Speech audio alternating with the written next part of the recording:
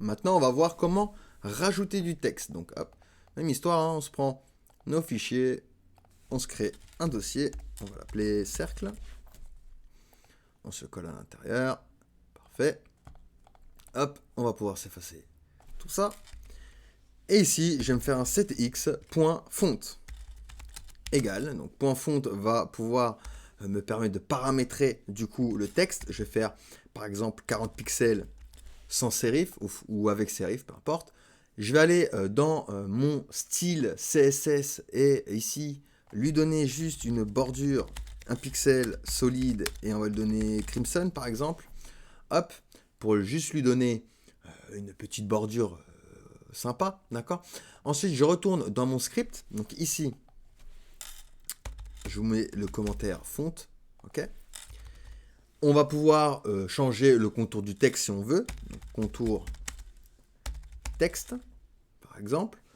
Et ici, par exemple, on va se mettre un ctx, point stroke, alors stroke texte.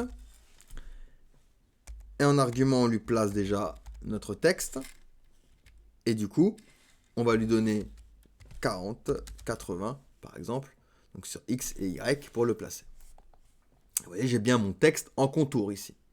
Donc j'aurais pu lui donner une couleur également. C'était x.file style égale, on va lui donner crimson. On avait donné crimson. Ok. Et du coup, j'ai fait un ctx.file text. Donc on lui place hello. Et on le place à 40, 80. Hop.